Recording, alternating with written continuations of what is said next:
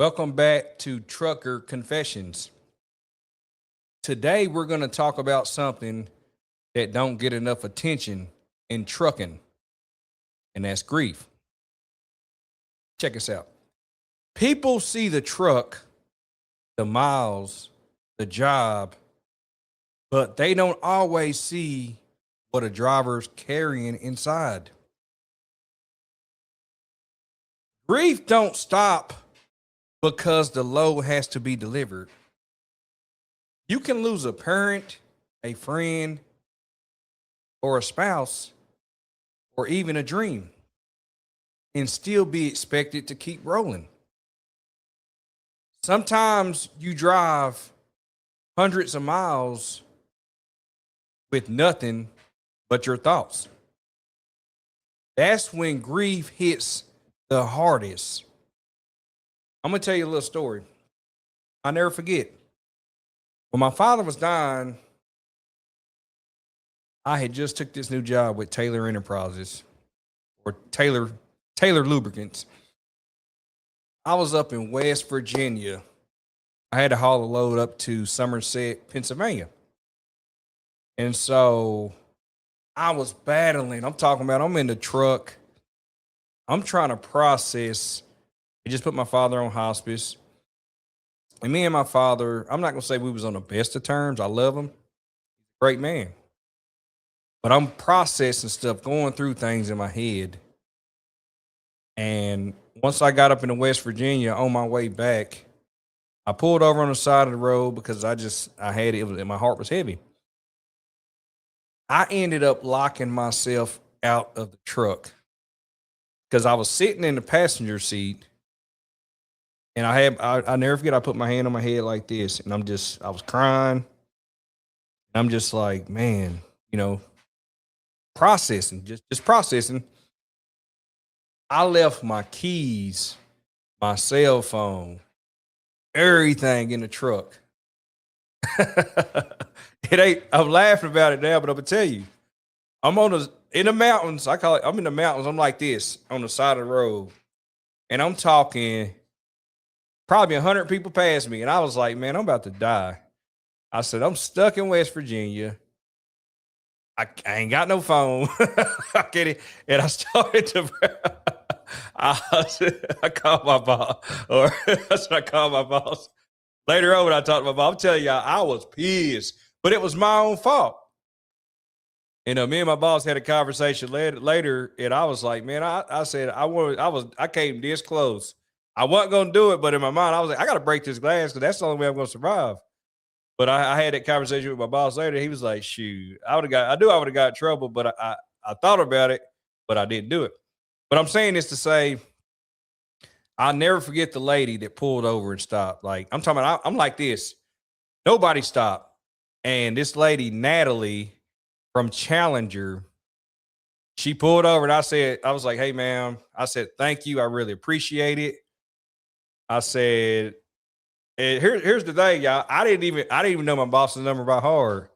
So I had to Google the number to Taylor Lubricants in South Carolina. And I called Tammy. I said, hey, Tammy, I said, I don't have, Tim's number. I said, I don't know it by heart, but I said, can you give me his number? So she gave me his number. I called him. I had to call one of them locksmith people. So here's the part. The guy told me, I got on the phone with him. He said, you got to pay me before I come over there. And I had my wallet in my pocket. Now that I think about it, I had my wallet in my pocket because I had my keys, my phone, and everything in the truck. So as I'm processing, I'm thinking, so I got to pay you. I got to pay you before you actually come out here. But if you don't come out here, you done took my credit card payment. So I'm telling y'all, that was that feeling ran over me. I'm just like, man, what if he don't show up? So I paid him, and I'm out there on the side of the road, and I seen this truck come down. It wasn't a big truck, but a little truck. And I seen the guy come all the way down. He turned all the way around. I was just like, I wonder if that's him. So I seen him, he pulled up, and he said, hey, are you so-and-so? I said, yes, sir. I said, thank God, And at that moment, I was processing, I'm talking about, like I said, before my father's transition, because he was sick. And I'm thinking about, just going back to my childhood. I'm thinking about differences we had and all that. But I just couldn't believe I locked myself out the truck. But I was in deep thought. So the guy helped me, and thank God, I finally I got back on the road. And I'm telling y'all, as soon as I got back in that truck, I did not stop. I didn't go past go. I ain't collect no $200. I was like, I was like, my butt is ready to go home because I got up that morning, I think about 2 a.m. So that's a long day. I was like, I'm just trying to get back. I ain't trying to run out of time. But that was some grief that I dealt with. But I'm gonna tell y'all something else that hit me. And here's the thing about grief, and I'll talk about it because I didn't know about it. Nobody helped me. Nobody until I started going to therapy. I really didn't know how to process. Well, I'm still learning how to process grief, but I didn't know what it was because when one of my best friends, Harold Wayne Sexton, when he passed away, it hit me in the worst way because I was his caregiver for a couple of years, and at the time, keep in mind, I have my son at that time. He was 15,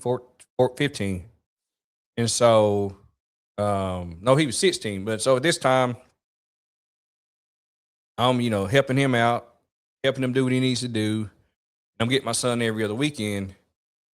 And so, and I tell people this, until you've been through this, you will never understand it until you actually go through it.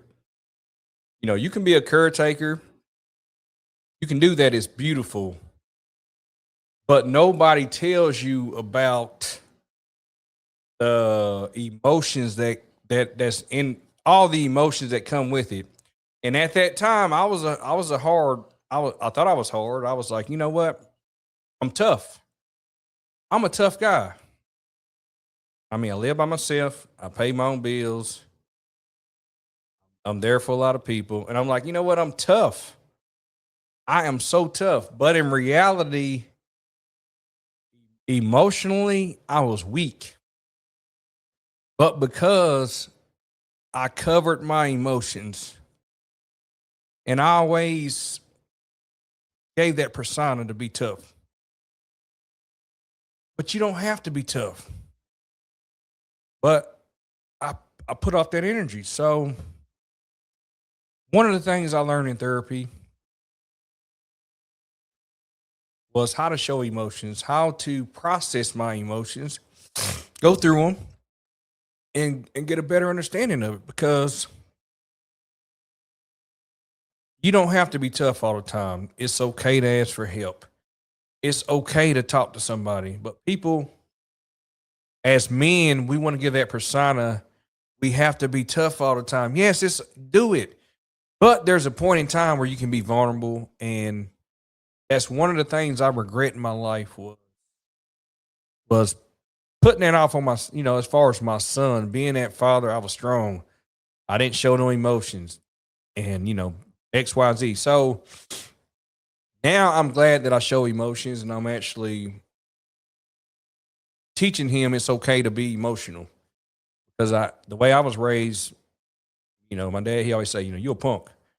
Not saying I'm a punk from the week, but he always had his sayings about things and, you're crazy, you're looking crazy. And as somebody looking up to him, I really didn't know how to process that until, I started going to therapy and I'm just like, that was how he was raised. That was what he was taught. So I don't have to keep that generational thing going. I can break that generational curse and be emotional. And later in life, my dad, he did get emotional, like later on in life, as he gotten older, but it was just kind of like one of those things, like it was not too late, but it was just like, I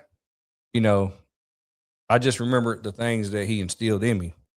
So, but yeah, and grief isn't just about death.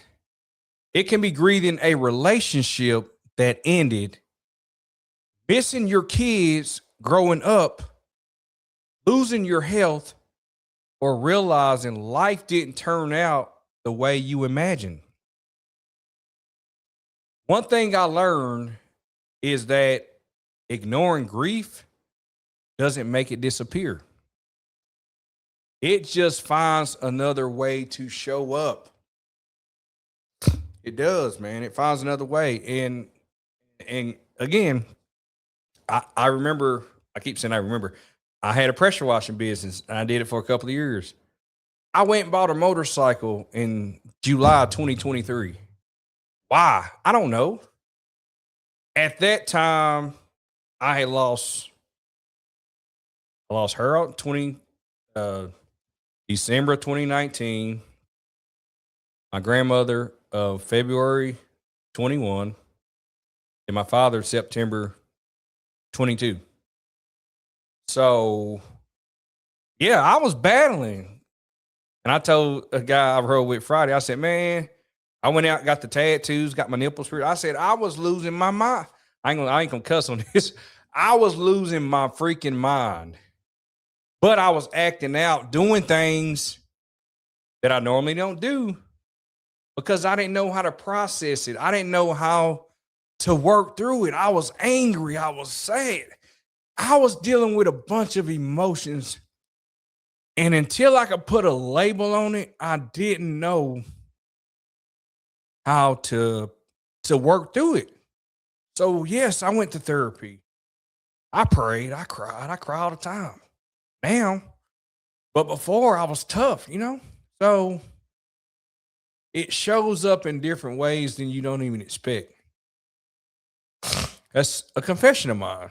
But I'm man enough to record this and speak about it because, man, it's okay to be vulnerable. It's okay to cry. Let's not get it twisted. Don't mess with my family. Don't mess with my son.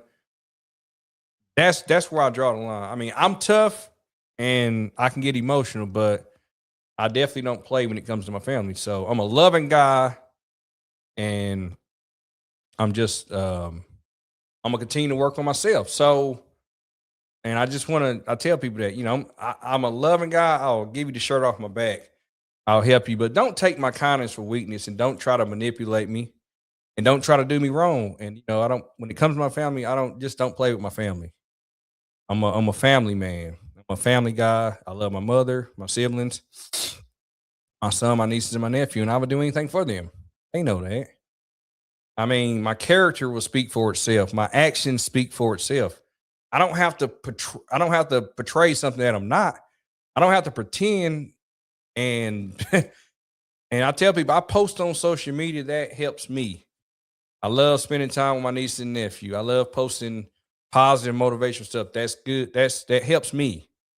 And I enjoy the time I spend with them. So yes, talking to someone doesn't make you weak. It takes courage to admit that you're struggling. If you carry grief today, give yourself permission to feel. Healing doesn't happen on a schedule, and everyone processes it differently. And if you know another driver who's hurting, check on them. Sometimes a 5-minute conversation can make a bigger difference than you realize.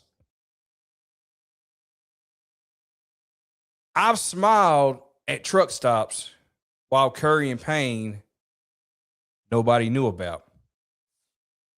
If that sounds like you, now you're not alone. Your story might encourage someone else who's fighting the same battle. Stay safe. Keep taking care of yourself. And we'll see you on the next episode of Trucker Confessions. I'm out, bro. Sorry.